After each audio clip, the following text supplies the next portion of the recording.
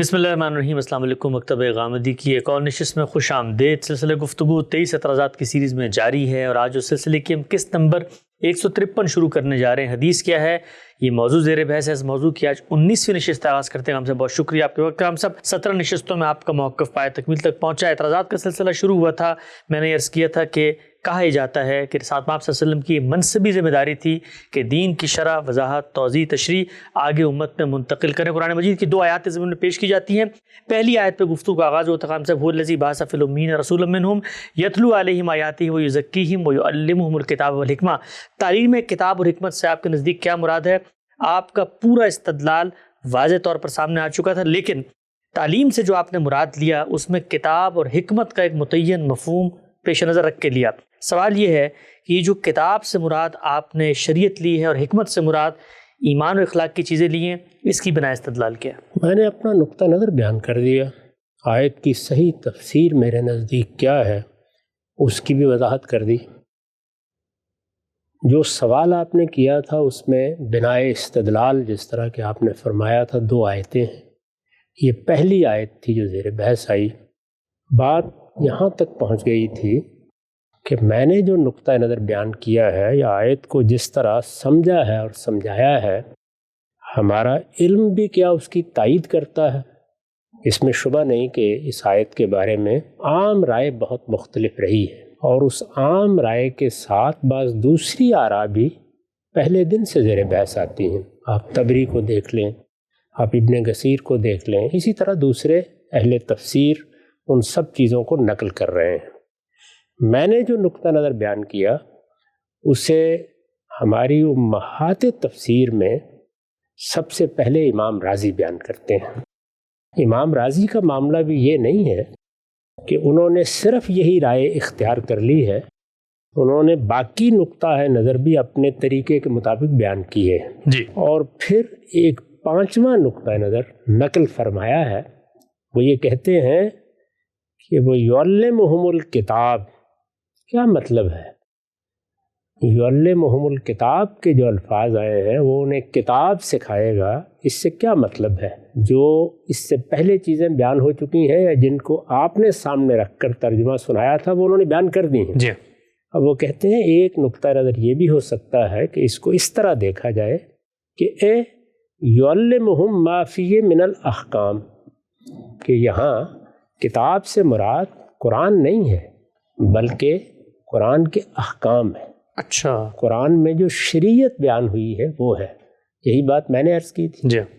अल्लाह ताला ने 2 चीज़ों के मजमूए के तौर पर अपना दीन हमें दिया है, एक शरीयत और दूसरे हिकमत।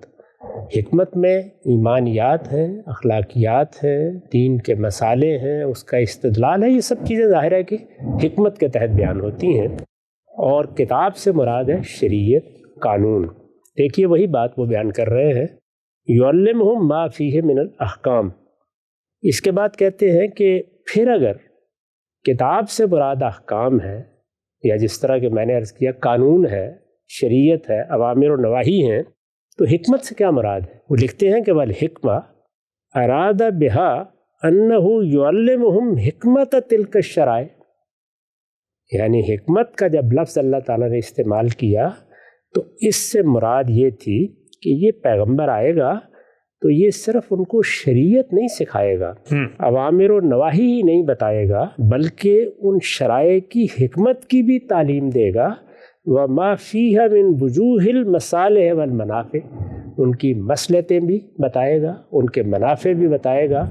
वही गोया हिकमत क्या चीज़ है, ज़ाहिर है कि उसमें मुख्तलिफ़ चीज़ें बयान की जा सकती हैं और हम जब हिकमत का लफ्ज़ बोलते हैं तो उसका इतलाक़ करना एक और चीज़ है, लेकिन उसके मानी में मसाले, हिकम, मनाफ़े, पीछे मौजूद इस्तदलाल, जो चीज़ उन शराय की बिना बन रही है उसकी बुनियाद में जो फ़लसफ़ा कार फरमा है वो सारी चीज़ें मुराद लेंगे। तो ये देखिए उन्होंने अपने अल्फाज में या अपने उसलूब में कहिए मैंने ही वही बात बयान कर दी, ठीक, जो मैंने आपकी खिदमत में अर्ज़ की थी। ताहम मुख्तलिफ़ आरा में से एक राय की हैसियत से इसको बयान किया है और वो भी आखिर में। یعنی یہ نہیں کہا جا سکتا کہ سب سے پہلے اس کو بیان کیا ہے اور اس لحاظ سے وہ اس کو ترجیح دے رہے ہیں. امکان مان لیے کہ انہوں نے جو مختلف آراء بیان کی ہیں ان میں ایک رائے یہ بھی بیان کر دی ہے. اس سے واضح ہو گیا کہ یہ کوئی اس نوعیت کا تفرد نہیں ہے، بلکہ اس سے پہلے ایک جلیل القدر مفسر اس کو بیان کر رہے ہیں. ٹھیک.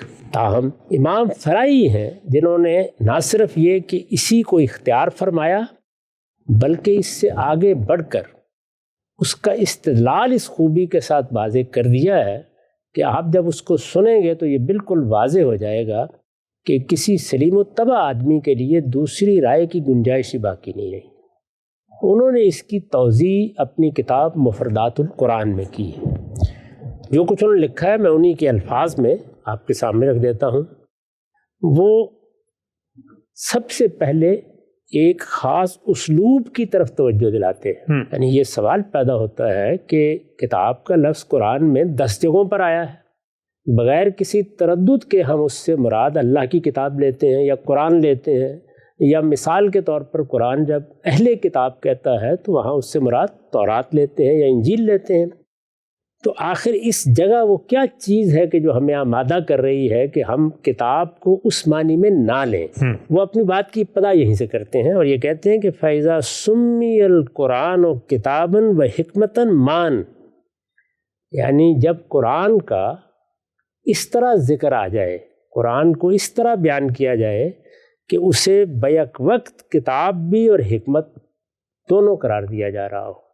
فَإِذَا سُمِّيَ الْقُرْآنُ كِتَابًا وَحِكْمَةً مَّان، یعنی ایک ہی وقت میں ایک ہی جگہ قرآن مجید کا تعارف اس طرح کرایا جا رہا ہو کہ وہ کتاب بھی ہے اور حکمت بھی ہے.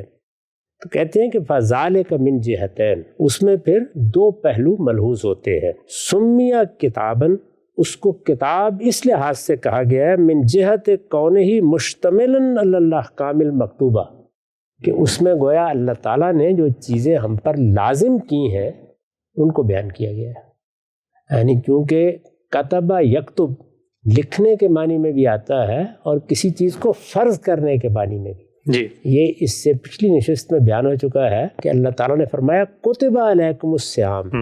تو وہ یہ کہتے ہیں کہ اللہ تعالیٰ نے جو چیزیں ہم پر لازم کی ہیں، ظاہر ہے اس کی پوری شریعت ہم پر لازم کی گئی ہے، اور ظاہر ہے اس کا لازم کرنا یہاں دونوں پہلوؤں سے ہے.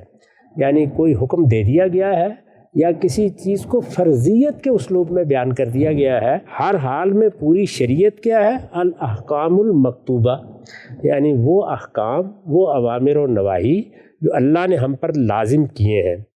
تو فرمایا کہ سمیہ کتاباً، جب کتاب اور حکمت 2 لفظ اکٹھے استعمال ہو جائے قرآن کے لیے تو جانتے ہیں کہ اس کا مطلب کیا ہے کہ اب کتاب اس مفہوم میں نہیں بلکہ اس پہلو سے قرآن کو کتاب کہا گیا ہے کہ وہ اللہ تعالیٰ کے ان احکام پر مشتمل ہے جو اس نے ہم پر لازم فرمائے. یہ ایک جہت ہوئی یا ایک پہلو ہوا. وَحِكْمَةً مِّن جِهَةِ اشْتِمَالِهِ عَلَى حِكْمَةِ الشَّرَائِعِ مِنَ الْعَقَائِدِ الصَّحِيَّةِ وَالْأَخْلَاقِ الْفَاضِلَةِ، یعنی دین میں دوسری چیز کیا ہے؟ ان شرائع یا ان قوانین یا ان احکام کی حکمت.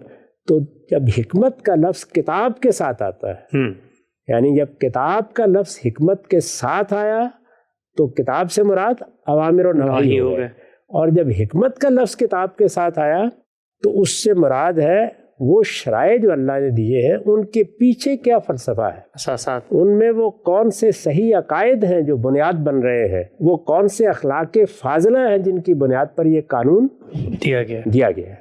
تو وہ کہتے ہیں کہ پھر وہ اس طرح سے دونوں چیزوں کا ایک خاص مفہوم متعین ہو جاتا ہے. آگے بیان کرتے ہیں وَاسْتَدَلْنَا عَلَى هَذَا الْفَرْقِ مِن تَتَبُّعِ اسْتِعْمَالِ الْكَلِمَتَيْنِ مَعًا، کہ یہ مجھ پر کیسے بات واضح ہوئی اور میں اس کا استدلال کیسے کرتا ہوں، اس کی دلیل کس طرح دیتا ہوں. فرماتے ہیں کہ یہ فرق میں نے متعین کیا ہے اور پھر اس کو بنائے استدلال بنایا ہے اس بنیاد پر کہ جب میں نے ان کلمات کے اکٹھے استعمال کا تتبع کیا تو ہر جگہ یہی بات سامنے ہے. یہی طریقہ ہوتا ہے نا کسی معنی تک پہنچنے کا. اور مزید اس کی وضاحت کرتے ہیں کہ وَمِمَّا عَلِمْنَا مِنْ اسْتِعْمَالِ الْكِتَابِ لِلْأَحْكَامِ بَالْحِكْمَةِ لِأُصُولِهَا، اور الگ سے بھی مجھے یہ معلوم ہے اور ہم سب جانتے ہیں کہ کتاب کا لفظ احکام کے لیے بھی فصیح عربی میں استعمال ہوتا ہے، اور حکمت کا لفظ اس کے اصول کے لیے، اس کی بنیادوں کے لیے، اس کے فلسفے کے لیے، جس جگہ سے آپ عمارت اٹھاتے ہیں اس کی نیو کے لیے بھی استعمال ہوتا ہے۔ تو یہ استعمال بھی عربی زبان کا معروف استعمال ہے، اور میں نے جب دونوں کے اکٹھے استعمال کے مواقع کو دیکھا اور ان کا تتبع کیا تو اس سے میں نے یہ نتیجہ نکالا ہے۔ تو اپنے استدلال کی پہلے انہوں نے بنیاد واضح کی ہے، اس کے بعد دیکھیے اس کی مثالیں بھی بیان کر دی ہیں۔ سب سے پہلے انہوں نے سورہ نساء کی آیت 113 کو پیش کیا ہے، کہتے ہیں ذرا دیکھیے یہاں کیا ہوا۔ وَأَنزَلَ اللَّهُ عَلَيْكَ الْكِتَابَ وَالْحِكْمَةَ وَعَلَّمَكَ مَا لَمْ تَكُنْ تَعْلَمْ، یعنی یہاں تو لفظ یعلم آیا، اس کی وجہ سے لوگوں نے دوسری رائے بھی قائم کر لی۔ اللہ تعالیٰ فرماتے ہیں کہ اے پیغمبر میں نے تم پر کتاب اور حکمت نازل کی ہے۔ اچھا، نزول ہی کتاب۔ اب ظاہر ہے کہ جب دو چیزوں کا نزول ہوا ہے تو نزول میں اب حکمت وہی چیز ہوگی نا جو اللہ کی طرف سے نازل ہوئی ہے۔ جی ہاں، تو کتاب نازل ہوئی ہے اور حکمت نازل ہوئی ہے، لازماً وَعَلَّمَكَ مَا لَمْ تَكُنْ تَعْلَمْ، اور اس طرح تم کو وہ چیز سکھائی ہے جسے تم جانتے نہیں تھے۔ تو اللہ نے وہ کیا چیز ہے جو نازل کر کے سکھائی ہے؟ وہ تو قرآن ہے۔ جی ہاں، تو اس کا مطلب یہ ہے کہ یہاں جو کتاب ہے وہ قرآن کی شریعت ہے، اور جو حکمت ہے وہ قرآن میں جو اللہ تعالیٰ نے عقائد بیان کیے ہیں، جو اخلاق فاضلہ کی تعلیم دی ہے، جو اس شریعت کے پیچھے کار فرما مسالے کو بیان کیا ہے، یہ بیان کیا۔ کہتے ہیں اسی طرح ایک اور چیز پہ غور کرو، سورہ احزاب کی آیت ہے 34 آیت یہ ہے وَاذْكُرْنَ مَا يُتْلَى فِي بُيُوتِكُنَّ مِنْ آیَاتِ اللَّهِ وَالْحِکْمَةِ، اللہ تعالیٰ کے پیغمبر کی ازواج کو خطاب کر کے کہا ہے کہ تم جو تمہارے گھروں میں اللہ کی آیتیں پڑھی جا رہی ہیں اور جس حکمت کی تلاوت ہو رہی ہے اس کو لوگوں کے سامنے پیش کرو، اس کا ذکر کرو، اس کا چرچا کرو۔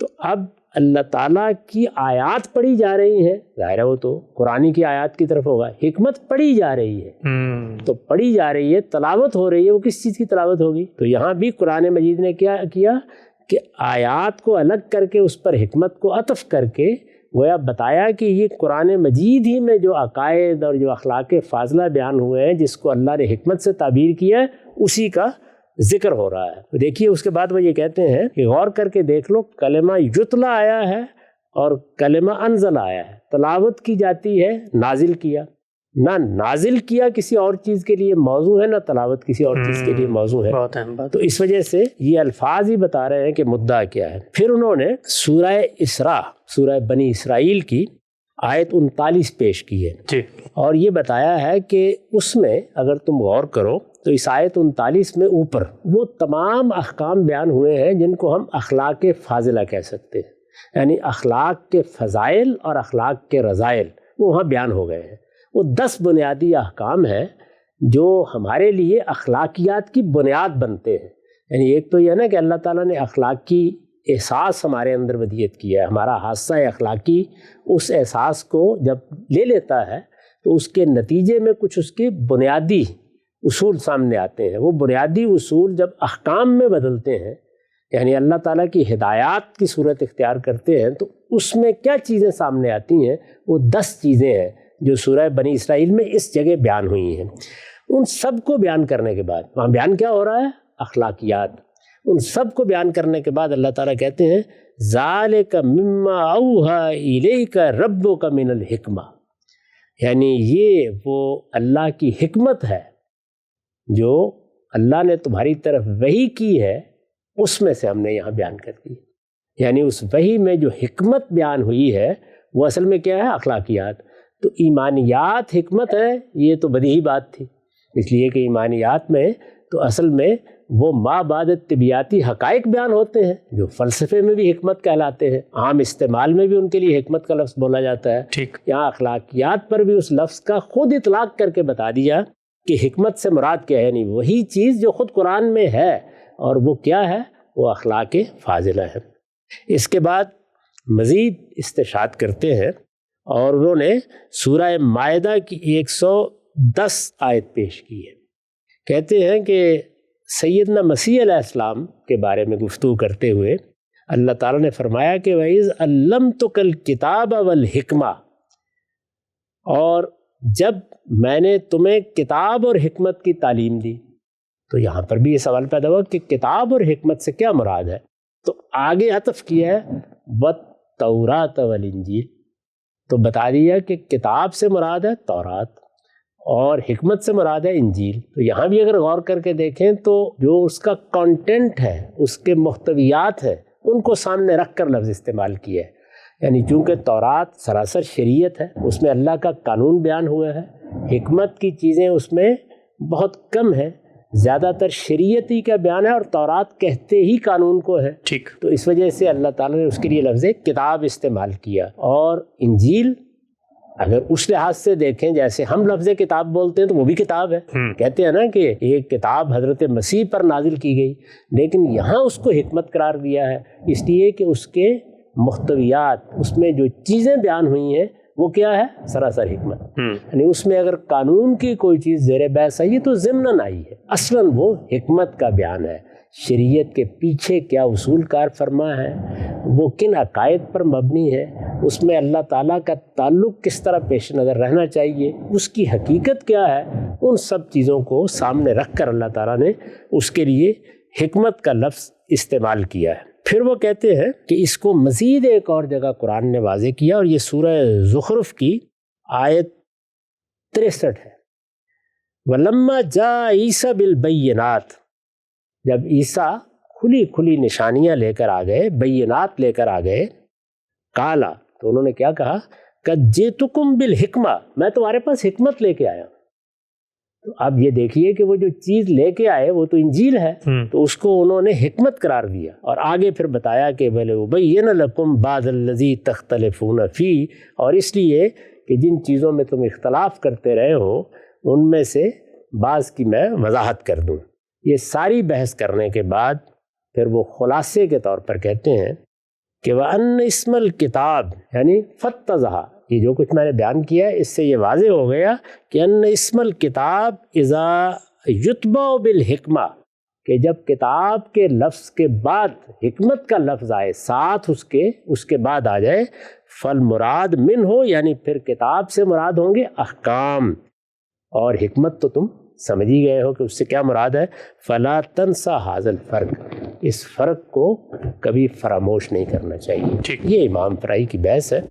اس سے وہ سارا استدلال سامنے آ جاتا ہے جس کو میں نے خلاصے کے طور پر پیش کر دیا تھا، اور یہ بتایا تھا کہ ہم اس آیت کو اس طرح دیکھتے ہیں. چنانچہ اب اس آیت کا مدعا جس طرح واضح ہو جاتا ہے اس میں پھر اس استدلال کے لیے گنجائش نہیں رہتی جو آپ نے پیش فرمایا ہے، جس کو عام طور پر لوگوں نے سامنے رکھ کر تفسیر بھی کی ہے اور ایک خاص اصول بھی اخذ کیا ہے. یہ آیت اس کا ماخذ نہیں بن سکتا. نقطہ نظر واضح ہوا. خود قرآن مجید کی تصریحات آیات میں جب یہی الفاظ باقی جگہوں پر استعمال کیے کیا مدعا ہوتا ہے. مولانا فراہی کی بڑی دقیق گفتگو اور ان کا جو پورا کا پورا اقتباس آپ نے رکھا، اور راضی کی بات بھی کہ وہ اس امکان کو قدیم مفسرین بھی مانتے ہیں. ایک سوال ہم سب ذہن میں پیدا ہوتا ہے. آپ نے فرمایا کہ جب کتاب کا لفظ آ جاتا ہے اور اس کے ساتھ عطف کر کے حکمت کو بیان کیا جاتا ہے تو اب عقل اس بات کا تقاضا کرتی ہے، مولانا نے بھی اس کی طرف نشاندہی کی کہ یہاں پر کتاب سے مراد کتاب نہیں لینی چاہیے بلکہ کوئی اور چیز ہونی چاہیے، اس لیے کہ کتاب تو پھر پوری کی پوری شامل ہے. کتاب ہے تو اس کے اندر حکمت بھی ہے، اس کے اندر باقی ساری چیزیں ہیں.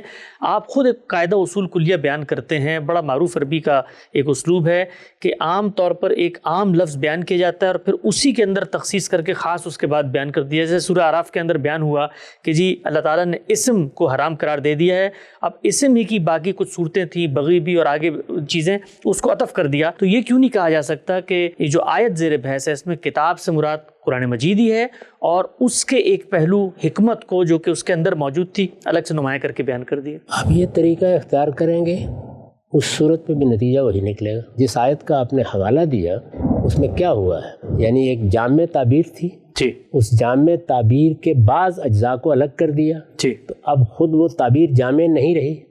اسم کو پھر آپ حق تلفی کے معنی میں لیتے ہیں. اسی سے استدلال کیا ہے جی. ابھی جو استدلال آپ نے پیش کیا اس سے کیا ہے. یہاں دیکھیے قرآن مجید میں آیات ہیں، ان کی تلاوت کو الگ کر دیا، آپ ہی کے بقول حکمت کو الگ کر دیا. کتاب میں رہ کے گیا باقی وہی شریعت. سبحان اللہ، تو نتیجہ تو وہی نکلے گا. بہت اہم بات. یعنی اگر اس اصول کا بھی اطلاق کریں گے تو نتیجہ وہی نکلے گا کہ تجرید ہو جائے گی. اور لازماً ایسا ہی ہوگا. یعنی جب اس طرح کیا جاتا ہے تو اس کا مطلب یہی ہوتا ہے کہ یا تو کسی خاص چیز پر زور دینا مقصود ہے جی، اور یا اس کو الگ کرنا مقصود ہے. بالکل. تو جب آپ اس کو الگ کریں گے تو پھر جو لفظ اپنے اندر جامعیت رکھتا تھا اس میں سے وہ چیزیں نکل جائیں گی اور باقی رہ جائیں گی. وہاں ہم نے یہی استدلال کیا تھا نا کہ اسم کا لفظ تو ہر گناہ کے لیے استعمال ہو جاتا ہے، لیکن جب اس میں سے بغی یا عدوان کو آپ نے الگ کر دیا، فواحش کو الگ کر دیا، تو اب اگر غور کر کے دیکھا جائے تو عقل کہتی ہے کہ ایک ہی کیٹیگری باقی رہ گئی ہے، یعنی ایک ہی نوع ہے جس کو اب بیان کیا جا سکتا ہے، اور وہ کیا ہے؟ وہ ہے حق تلفی. یعنی جب ہم تمام گناہوں کا استقصاء کرتے ہیں یا جو چیزیں اللہ تعالیٰ نے ممنوع قرار دی ہیں ہماری فطرت میں، ان کو ہم سامنے رکھ کر ایک فہرست بناتے ہیں، تو وہ تین ہی چیزیں ہیں. یعنی فواحش ہوں گے، ظلم و عدوان ہوگا، سرکشی، حدود سے تجاوز، جان مال آبرو کے خلاف زیادتی، اور یا پھر حق تلفی ہوگی. تو جب اسم کا لفظ درمیان میں آ گیا اور دونوں چیزوں کو آپ نے الگ کر دیا تو اس کا مطلب ہے اسم اب صرف حق تلفی کے لیے رہ گیا. تو یہاں بھی اسی اصول کا اطلاق کریں. یعنی آیتیں بحیثیت مجموعی پڑھ کے سنانی تھیں، وہ الگ بیان کر دیں. حکمت سے آپ کیا مراد لیں گے؟ یہی کہیں گے نا کہ اس میں ایمانیات ہوں گے، اس میں اخلاق فاضلہ ہوں گے. ظاہر ایمانیات ہوں گے، ان کا استدلال ہوگا. ایمانیات میں وہ سب چیزیں شامل ہوگی جو قرآن نے بیان کی ہیں. اور قرآن مجید میں اگر آیات میں انذار کیا گیا ہے اور وہ پہلے بیان ہو گیا تو انذار کے پہلو کو الگ کر کے پھر حکمت کو بھی آپ نے الگ کر دیا، تو باقی پھر احکام، اوامر اور نواہی اور شریعت ہی رہ جائے گی. اس لیے اس سے کوئی خاص فرق واقع نہیں ہوگا. ایک طریقہ یہ ہے کہ آپ اس طرح اپروچ کریں جس طرح کہ امام فرائی نے کیا ہے یا جس کی میں نے تائید کی ہے جیسے کہ اس کو امام رازی نے بیان کیا. دوسرا یہ ہے کہ اس طریقے سے دیکھیں، اس میں بھی نتیجہ وہی نکلے گا کہ یہاں مراد قرآن مجید کی تعلیم دینا اس طرح نہیں ہے جس طرح کے لوگ سمجھ رہے ہیں، بلکہ جو قرآن میں دین بیان ہوا ہے اس کی تعلیم دینا مراد ہے. یعنی اللہ کی آیتیں پڑھ کے سنائی جائیں تاکہ انذار ہو، لوگ خبردار ہوں، اور اس میں بھی جو فعل استعمال ہوا ہے اس کے ساتھ الا کا صلہ آیا ہے تاکہ یہ لوگوں پر واضح رہے کہ یہ مراد یہاں پر اتمام حجت کے لیے ان آیات کو پڑھ کے سنانا ہے. جو پیغمبروں کا اصل کام ہے تو وہ آیتیں پڑھ کے سنائی جائیں گی، حکمت سکھائی جائے گی. آپ نے خود اس بات کو تسلیم فرمایا کہ اس سے مراد تو وہی چیزیں ہوں گی جو ہم بیان کر رہے ہیں. تو باقی کتاب پھر شریعت ہی ہے. یہی بتایا جا رہا ہے کہ یہ اصل میں شریعت کی یا اللہ کے دیے ہوئے قانون کی اور اس کی حکمت کی تعلیم کا بیان ہے. یہاں کوئی کتاب پڑھانا سکھانا یہ پیش نظر نہیں. نقطہ واضح ہوگا. ہم سب یہ بیان کیجیے گا کہ اس آیت کی تفہیم میں یعلمہم الکتاب والحکمہ سے کیا مراد ہے. ہم نے پہلے لفظ کو دیکھا، لفظ کے اندر آپ نے بتایا تھا کہ دونوں پہلو موجود ہیں، ایک طرح سے مطلع کر دینا، متعارف کر دینا، باخبر کر دینا، اور شرح و وضاحت، توضیح تشریح دونوں کہا جاتا ہے. ہم اس سے پھر پیچھے گئے جملے کی تالیف میں اور وہاں پر ہمیں دو الفاظ ملے جس کی روشنی میں آپ نے اس کا مفہوم متعین کیا. ان الفاظ کو سمجھنے کے لیے خود آپ نے پورے قرآن میں جو استعمالات تھے ان کا سہارا لیا. تو وہ جو آپ بالعموم فرماتے ہیں کہ لفظ، جملے کی تالیف اور سیاق و سباق، یہاں پر تو آیت کو سمجھنے کے لیے ہمیں پورے قرآن میں جانا پڑا. پورے قرآن میں کس مقصد کے لیے؟ لفظ کو سمجھنے کے لیے. اچھا، ظاہر لفظ کو سمجھنے کے لیے آپ کہاں جائیں گے؟ لفظ کو سمجھنے کے لیے آپ دو ہی جگہوں پر جاتے ہیں. سب سے پہلے آپ یہ دیکھتے ہیں کہ آپ سے پہلے اہل علم نے اس لفظ کو کس کس معنی میں سمجھا ہے. وہ آپ کو علماء لغت کے ہاں مل جاتا ہے. پھر آپ یہ دیکھتے ہیں کہ اس لفظ کا استعمال کہاں کہاں ہوا ہے. یعنی اگر کوئی بات اس کے باوجود واضح نہیں ہوئی تو پھر اس کا استعمال کہاں ہوا ہے. وہ استعمال کسی قوم کے ادب میں، اس کے کلام میں دیکھا جاتا ہے. قرآن مجید اس لحاظ سے اپنی زبان کا بھی سب سے بڑا ماخذ ہے. تو اس لیے یہ بات تو طے شدہ ہے، ایک مسلمہ اصول ہے کہ قرآن مجید جب کسی لفظ کو استعمال کرے گا تو ہر جگہ جا کر دیکھیں گے اس سے لفظ بھی واضح ہوگا، لفظ کے اطلاقات بھی واضح ہوں گے، اس کے مفاہیم بھی واضح ہوں گے. اور قرآن مجید نے اگر لفظ کو اٹھایا ہے اور اس کے ساتھ کچھ خاص چیزیں وابستہ کر دی ہیں تو وہ حقیقت بھی واضح ہو جائے گی. یہ تو وہی طریقہ ہے کہ جو ہمارے ہاں لفظ کو سمجھنے کے لیے اختیار کیا جاتا ہے. لفظ کو سمجھنے کے لیے سب سے پہلے ہر شخص قرآن ہی میں جائے گا. ہمارا پورا علم یہی طریقہ اختیار کرتا ہے. ہمارے ہاں عربی زبان کے الفاظ کو سمجھنے کے لیے، اس کے اسالیب کو سمجھنے کے لیے، اس کی نحو کو سمجھنے کے لیے سب سے بڑا ماخذ کیا ہے؟ خود قرآن مجید. ٹھیک، نقطہ واضح ہو گیا. اچھا غام صاحب یہ بیان فرمائیے گا، گزشتہ نشست میں بڑی تفصیل سے چیز واضح ہوئی تھی کہ جس وقت پیغمبر کو کہا گیا ہے کہ آپ نے اللہ کی جو شریعت ہے، قانون ہے، اس کو لوگوں تک پہنچانا ہے، تو خود قرآن مجید بتا رہا ہے کہ یہ قانون سنت میں پیچھے چلا بھی آ رہا ہے، اور خود قرآن مجید بھی شریعت کے بعض حقائق بیان کرتا ہے. اب رسالت مآب صلی اللہ علیہ وسلم سنت کے اندر جاری کسی چیز کی ترمیم کرتے ہیں، اس میں تغیر کرتے ہیں، اس میں اصلاح کرتے ہیں، اضافہ کرتے ہیں، اور یہ اصلاح اور اضافہ لوگوں میں وہ بیان کرتے ہیں اور لوگ اس کو نقل کر کے خبر روایت اور حدیث کے ذخیرے میں لے آتے ہیں. تو اب یہ جو روایات کے ذخیرے میں ہم تک چیز پہنچی ہے، یہ چیز تو پھر رسالت مآب صلی اللہ علیہ وسلم کی منصبی ذمہ داری تھی نا جو انہوں نے پہنچائی، تو وہی منصبی ذمہ داری کانٹینٹ میں ریفلیکٹ ہو گئی. یہ منصبی ذمہ داری تو قرآن میں جگہ جگہ بیان ہوئی ہے کہ ان کو جو دین دیا گیا ہے وہ پہنچانا ہے. یعنی دین کو پہنچانے ہی کے لیے تو پیغمبر مبعوث ہوا ہے. ٹھیک، دو ہی کام ہیں جو آپ کے ذمے لگائے گئے ہیں. اللہ کا دین بے کم و کاست پہنچا دے، اللہ نے جو پیغام انسانیت کے نام دیا ہے وہ پہنچ جائے، اور اس وقت جو لوگ ہیں ان پر اللہ کی حجت تمام ہو جائے، اور اس کے نتیجے میں ایک دینونت برپا ہو جائے، جزا و سزا برپا ہو جائے. یہ دو ہی چیزیں ہیں. اس کو میں نے کئی مرتبہ مختصر طریقے پر اس طرح بیان کیا ہے کہ وہ اللہ کی ہدایت لے کر آتے ہیں تاکہ لوگوں تک پہنچا دی جائے، وہ اللہ کی عدالت برپا کر دیتے ہیں تاکہ دنیا میں لوگ دیکھ لیں کہ جزا و سزا کیسے ہوگی. یہی دو چیزیں ہیں. تو یہ تو پہنچانا ہے. تو جب اللہ تعالیٰ نے اس قرآن میں ہدایت فرمائی کہ پیغمبروں کی جو پہلے سے سنت چلی آ رہی ہے اس کی پیروی کریں، یا یہ فرمایا کہ جو ابراہیم کا دین یہاں موجود رہا ہے اس دین کی آپ اتباع کریں، تو اب اس دین میں اللہ کے حکم کے تحت جو ترمیم یا تغیر آپ کریں گے وہ اخبار احاد کا موضوع نہیں ہے، وہ تو اصل میں ترمیم، تغیر، تجدید خود حصہ بن جائے گی اس کا. اچھا. اور وہ پھر اجماع اور تواتر سے منتقل ہو جائے گا، وہ آپ کی ذمہ داری ہے.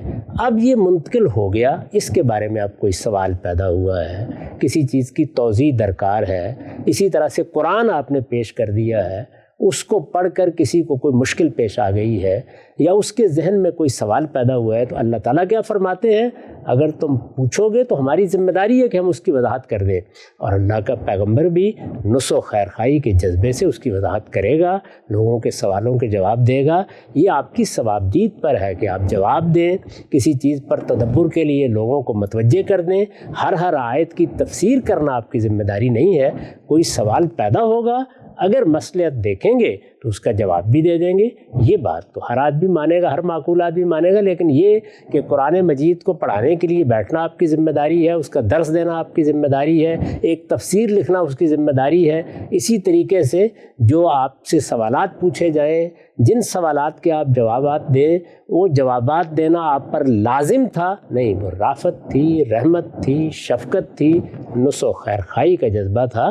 اور رسالت مآب صلی اللہ علیہ وسلم نے ان سب سوالوں کا جواب دیا. وہ سوالوں کے جوابات ہی ہیں جو ہمارے پاس حدیث کی صورت میں پہنچتے ہیں، اور ہمارے لیے بہت بڑی دولت ہے. لیکن آپ مامور کس چیز کے لیے تھے؟ اس دین کو پہنچانے کے لیے. اس کے دو ہی حصے ہیں، ایک حکمت اور دوسرے شریعت. وہ حکمت قرآن میں بیان ہوئی ہے، اور قرآن مجید اس حکمت کے ایک ایک پہلو کو واضح کرتا ہے. اس کی شرح و وضاحت میں بھی کوئی بات آپ کو بیان کر دیتے ہیں. اور وہ شریعت زیادہ تر آپ کی سنت سے منتقل ہوئی ہے، لیکن اس کا حکم بھی بالاجمال قرآن نے دے دیا. ایسا نقطہ آپ نے واضح کیا. آج کی نشست کا آخری سوال آپ کی خدمت میں یہ ہے، آپ نے بھی فرمایا کہ حکمت جو قرآن میں بیان ہوئی ہے رسالت مآب صلی اللہ علیہ وسلم اس کی بھی شرح و وضاحت فرما دیتے ہیں، اور فرمانے کا محرک وہی ہوتا ہے شفقت، رافت، رحمت ہے امت پر. ہم یہ دیکھتے ہیں ذخیرہ حدیث کا ایک بڑا تناسب ہے جو علم النبی پر مشتمل ہے، ایمان اخلاق اور حکمت کی باتوں پر. بہت ساری ایسی چیزیں جہاں پر آپ کوئی شرح وضاحت نہیں فرما رہے، لیکن انہی اساسات کو جو قرآن میں بیان ہوئی ہیں خبر واحد کے ذریعے لوگوں کو حدیث کے ذریعے گفتگو کر کے آگے منتقل کر رہے ہیں. سوال یہ ہے کہ شرح و وضاحت بھی نہیں کر رہے. اللہ نے تو کہا تھا کہ آپ نے قرآن پڑھنا ہے اور اس میں سے حکمت لوگوں تک پہنچا دینی ہے. آپ صلی اللہ علیہ وسلم تو قرآن کے علاوہ بھی حکمت پہنچانے کا بندوبست کر رہے ہیں. وہ ساری حکمت دیکھیے وہ کہیں بھی علاوہ نہیں ہے، وہ اسی کی وضاحت ہے، اسی کی توضیح ہے، اسی کی تاکید ہے، اس کی طرف توجہ دلانا ہے. کوئی ایک چیز بھی آپ کو ایسی نہیں ملے گی جس کی بنیادیں قرآن میں موجود نہ ہوں، اسی کی وضاحت کرتے ہیں، اس سے زائد کوئی چیز نہیں ہے۔ اور یہ رسالت مآب صلی اللہ علیہ وسلم سب سے پہلے کر رہے ہیں، اس کے بعد مسلمانوں کا سارا علم یہی کر رہا ہے۔ یعنی اس وقت جب ہم امام رازی کی تفسیر اٹھاتے ہیں تو یہ کچھ علاوہ ہے جو وہ بیان کریں گے، وہ بھی اپنی دانست میں اپنے علم کے مطابق ہمیں قرآن سمجھا رہے ہیں۔ ہم کشاف کو اٹھاتے ہیں تو زمخشری کیا علاوہ بیان کر رہے ہوتے ہیں، وہ بھی اپنی دانست میں وہی بات سمجھا رہے ہوتے ہیں۔ استاد امام امین احسن اصلاحی کی تدبر قرآن اٹھاتے ہیں، یا ہم اس وقت گفتگو کر رہے ہیں، تو کیا کوئی علاوہ چیز ہے جو لوگوں کو بتانا چاہتے ہیں؟ اسی کی شرح و وضاحت کر رہے ہیں۔ یہ شرح و وضاحت سب سے پہلے اللہ کے آخری پیغمبر نے کی ہے، اور اس طرح مسلمانوں کے علم کی ابتدا ہوئی ہے، اسی پر ہم گفتگو کر رہے ہیں کہ وہ علم ہمارے پاس حدیث کی صورت میں آیا ہے۔ ٹھیک، ہاں سر، توضیح نقطہ آخری بیان کیجیے گا۔ حدیث جبریل کے اندر بھی الفاظ آتے ہیں کہ سیدنا جبریل جس وقت آئے ہیں تو یعلمکم دینکم، یعنی تمہارا دین تمہیں سکھا دے، وہاں پر بھی یہی فعل استعمال ہوا ہے۔ جو چیزیں سیدنا جبریل نے بیان کی، رسالت مآب صلی اللہ علیہ وسلم سے پوچھیں اور پھر رسالت مآب صلی اللہ علیہ وسلم نے ان کا جواب دیا، وہ قرآن مجید ہی کے اندر یہ جو چیزیں بیان ہوئی ہیں حکمت کی، اسی کو آپ نے ان سے متعارف کروا دیا۔ اور اس میں ایک بڑا اہم سوال کہ اللہ تعالیٰ نے یہ پورا کا پورا معاملہ، جب قرآن بھی موجود ہے، سنت بھی موجود ہے، الگ سے کیوں کیا؟ اگر الگ سے کیا تو پھر عقل تو یہ کہتی ہے نا کہ ایک جبریل فرشتے کو آپ نے بھیجا ہے تو آپ نے ساتھ مآب صلی اللہ علیہ وسلم نے جو باتیں بتائی ہیں وہ باتیں آگے منتقل ہوں۔ وہ چیزیں جو قرآن مجید میں بیان ہو چکی تھیں، قرآن نے بتا دیا تھا کہ ایمانیات کیا ہے۔ قرآن مجید نے وہ ایک ہی جگہ بھی بیان کیے ہیں، اور مختلف جگہوں پر بھی وہی ایمانیات ہیں جو زیر بحث ہے۔ قرآن مجید نے بتا دیا تھا کہ اسلام کیا ہے، یعنی اس کی جگہ جگہ تاکید کر دی تھی، اور رسالت مآب صلی اللہ علیہ وسلم نے اپنی سنت کے ذریعے سے ان سب چیزوں کو جاری بھی کر دیا تھا۔ وہی ہے نا، نماز ہے، روزہ ہے، حج و عمرہ ہے، وہی چیزیں۔ اسی طرح سے احسان قرآن مجید میں بیان ہوا ہے، جگہ جگہ اللہ تعالیٰ نے فرمایا ہے کہ تمہیں اسلام پر اس طرح عمل کرنا ہے کہ وہ ہوا محسن، یعنی احسان کے ساتھ، خوبی کے ساتھ عمل کرنا ہے، تو اس کی حضور نے وہاں وضاحت فرما دی۔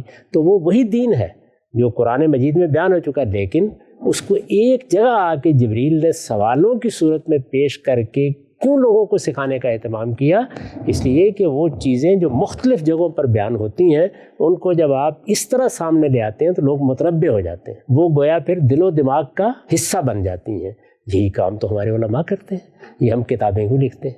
مثال کے طور پر میں نے اپنی کتاب میزان لکھی ہے، اس میں کوئی الگ دین بیان کیا ہے، وہی دین ہے جو قرآن میں بیان ہوا ہے، وہی جو سنت میں بیان ہوا ہے، لیکن اس کو ایک خاص طریقے سے ترتیب دے کر اس وقت کے ناظرین کے لیے میں نے میزان کی صورت دے دی ہے۔ تو یہی معاملہ پہلے دن سے کیا جا رہا ہے، یہ ہمیشہ ہوگا، اور جب یہ معاملہ کیا جائے گا تو وہ دولت وجود میں آئے گی جو علم کی دولت ہے۔ لیکن یہ علم کی دولت پیغمبر کیا دینے کے پابند تھے؟ نہیں، یہ ان کی رافت و رحمت تھی کہ انہوں نے یہ دولت ہمیں دی۔ علماء بھی اسی طرح سے پابند نہیں ہیں، لیکن وہ دے رہے ہیں نا۔ یہ دولت کیوں دے رہے ہیں؟ اس لیے کہ وہ یہ سمجھتے ہیں کہ یہ ہمارے پاس اللہ کی ایک نعمت ہے، ہمیں اس نعمت کو عام کرنا چاہیے۔ ٹھیک، صاحب اسی حدیث جبریل میں اللہ کے پیغمبر نے قیامت کی دو ایسی علامات بتائی ہیں جو کسی آیت پر تدبر، تفکر، تعقل کرنے کے بعد، اس کے مضمرات کو کھولنے کے بعد، اس کی تفہیم و تبیین، اس کی شرح و وضاحت، اس کی توضیح و تشریح اس پر مشتمل نہیں ہے، بلکہ خالصتاً نظر آ رہا ہے کہ اللہ کی خبر ہے جو پیغمبر تک پہنچی ہے۔ اتنی بڑی خبر اگر پیغمبر اپنے مخاطبین کو بیان کر رہے ہیں تو یہ کیسے ہو سکتا ہے کہ وہ یہ نہ چاہیں کہ آج سے 14 سال بھی کوئی شخص کھڑا ہوتا ہے تو میری یہ پیشن گوئی جو اللہ نے مجھے بتائی ہے اس تک پہنچے، اس کے ازدیاد ایمان کا باعث بنے، علامات قیامت کے باب میں حجت کے طور پہ آج ہم اس کو پیش کرتے ہیں۔ تو یہ کیسے ہو سکتا ہے کہ آپ نے ایک خبر جو آپ کو اللہ سے ملی آگے پہنچانے کے لیے آپ لازم نہیں تھی؟ نہیں، آپ نے بتا دی، بس اس کے بعد لوگوں کا کام ہے اس کو پہنچائیں۔ یہ اخبار النبی ہے، یعنی اگر وہ چیز واقعتاً ایسی ہوگی کہ لوگ اس کی جانب متوجہ ہوں گے تو کیوں نہیں پہنچائیں گے؟ اس کے لیے اہتمام کرنے کی کیا ضرورت ہے؟ آپ کو کوئی خبر ملے گی اور ایسی خبر ہوگی کہ جو آپ کو متوجہ کر لے گی تو آپ خود ہی اس کو منتقل کر دیں۔ اہتمام نہ کرنے کی کیا ضرورت نہیں ہے؟ نہیں، اہتمام کیوں کیا جائے؟ دین پہنچا دیا، بتا دیا قیامت آئے گی، ہمیں قیامت کے آنے پر ایمان رکھنا ہے یا اس کی نشانیاں دیکھنے کے لیے بیٹھنا ہے؟ یہ اخبار النبی ہیں، آپ غور کریں، ساری نشانیاں اصل میں رافت و رحمت ہیں بتائیں، اچھا، تاکہ لوگ متوجہ ہوتے رہیں، خبردار ہوتے رہیں۔ جتنی نشانیاں ہیں، کیا رسالت مآب صلی اللہ علیہ وسلم اس کے پابند تھے کہ یہ بتائیں کہ میرے بعد خلافت کس طریقے سے قائم ہوگی، کتنے خلفاء پیدا ہوں گے، بہت اہم نقطہ، قسطنطنیہ فتح ہوگا یا نہیں ہوگا؟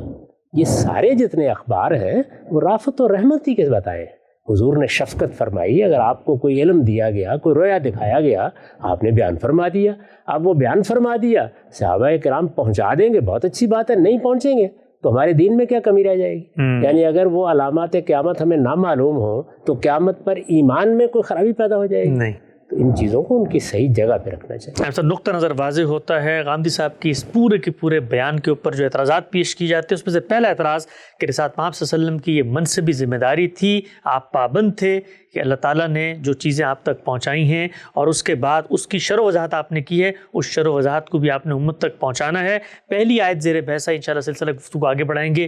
ایک اور آیت ہے اور کہا جاتا ہے کہ اس میں تصریح ہو گئی ہے رسالت پاک صلی اللہ علیہ وسلم کی اس منصبی ذمہ داری کی، بلکہ ان کی بعثت کی، کہ ان کو بھیجا اس لیے گیا ہے کہ وہ لوگوں تک اس دین کی توضیح اور تشریح کر دیں۔ وہ آیت کیا ہے زیر بحث لائیں گے، وقت ہمیں ختم ہوتا ہے، دوبارہ حاضر خدمت ہوں گے، اب تک آپ کا بہت شکریہ۔